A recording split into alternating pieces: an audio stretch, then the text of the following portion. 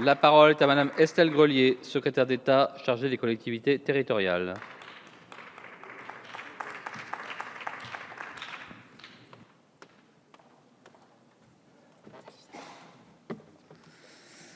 Bonjour à tous, Monsieur le Président, Madame la Présidente de la Commission, Madame la Rapporteure, Mesdames, Messieurs les députés. Je souhaite excuser Myriam El Khomri, la ministre du Travail, de l'Emploi, de la Formation professionnelle et du Dialogue social, et je m'exprimerai en son nom.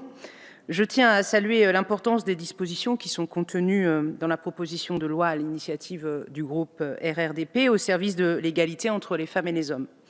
Nous le savons, les inégalités salariales persistent. L'écart de salaire entre les femmes et les hommes était de 29% en 1991. Il est de 19% encore aujourd'hui.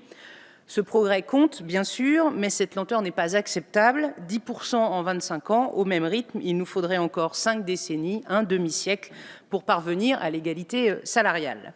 En matière de carrière, les plafonds de verre existent toujours dans l'accès à des emplois stables et de qualité, mais aussi s'agissant de la conciliation entre la vie personnelle et la vie professionnelle et de la parentalité. Je le rappelle, mais vous avez tous ce chiffre en tête, que les familles monoparentales concernent à 80% les femmes. Ces inégalités au XXIe siècle sont insupportables et doivent être combattues sans relâche. C'est ce que fait le gouvernement avec détermination en menant depuis 2012 une politique ambitieuse en faveur de l'égalité professionnelle. La loi du 4 août 2014 sur l'égalité réelle entre les femmes et les hommes a considérablement renforcé les obligations des entreprises en la matière. 83% des entreprises de plus de 1000 salariés sont aujourd'hui couvertes par un accord sur l'égalité professionnelle.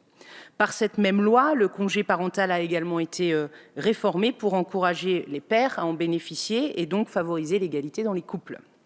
Les lois relatives au travail ont été, elles aussi, porteuses d'avancées importantes. Je pense notamment à la loi de sécurisation de l'emploi qui, en fixant à 24 heures la durée minimale du travail à temps partiel, a permis, contribue, participe à lutter contre la pauvreté des femmes salariées. Car on sait que les femmes, et notamment les moins qualifiées, sont les principales concernées par le temps partiel non choisi, par le temps partiel subi.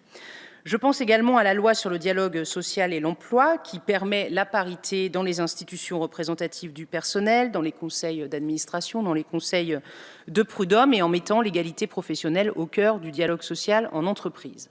Le projet de loi à venir que portera la ministre du Travail s'inscrira pleinement dans cette ambition en apportant plus de protection et en donnant de nouveaux droits aux femmes, en levant les freins à l'embauche en CDI. C'est essentiel lorsque l'on sait que les femmes ont moins accès que les hommes à ces contrats qui sont des contrats stables, en créant le compte personnel d'activité qui est un progrès pour tous les salariés et qui bénéficiera aux femmes qui ont souvent des parcours plus hachés, plus segmentés que ceux des hommes, en créant un droit à la déconnexion qui lui aussi profitera particulièrement aux femmes dans la conciliation entre vie personnelle et vie professionnelle.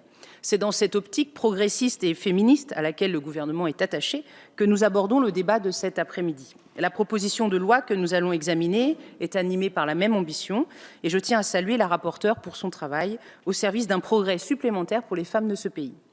Madame la rapporteure, vous nous proposez d'aborder un sujet qui est au cœur de la vie des entreprises, le retour au travail après un congé de maternité, de paternité ou tout simplement quand on est jeune parent.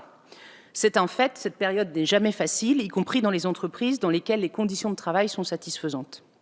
Reprendre son poste après une absence de plusieurs semaines, renouer les liens avec l'entourage professionnel et composer avec la présence à la maison d'un enfant en bas âge qui réclame une attention constante est une équation compliquée. En clair, on ne reprend pas le travail avec un jeune enfant tout à fait dans les mêmes conditions que précédemment.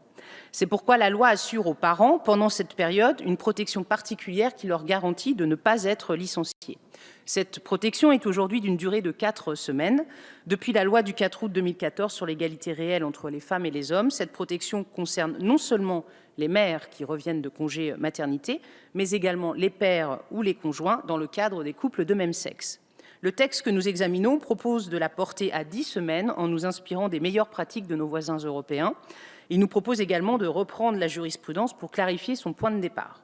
Ces mesures vont dans le bon sens pour mieux protéger les pères et les conjoints comme les mères. Elles viennent parachever les mesures prises depuis 2012. Le gouvernement les soutient, Madame le rapporteur, Madame la présidente de la Commission, sans réserve et je vous inviterai donc à les adopter. Notre pays peut être fier du progrès qu'il porte en faveur de l'égalité et de tous les salariés. Myriam El Khomri s'y est déjà engagée devant vous et c'est un point important. Au niveau européen, elle veillera particulièrement à ce que la France soit le fer de lance sur ce sujet. Une consultation des partenaires sociaux à l'échelle de l'Union européenne vient d'ailleurs d'être lancée en vue de réviser la directive de 92, vous l'avez évoqué, sur les travailleuses enceintes et qui viennent d'accoucher. Cette consultation proposera d'ailleurs un champ beaucoup plus large en matière de conciliation entre vie privée et vie professionnelle. Renforcer l'égalité entre les femmes et les hommes est l'affaire de toutes et de tous et une priorité pour le gouvernement, car l'égalité est au fondement même de notre pacte républicain et de notre droit du travail. Vous pouvez compter sur l'engagement du gouvernement pour la défendre avec détermination et enthousiasme. Je vous remercie. Merci, Madame la Ministre.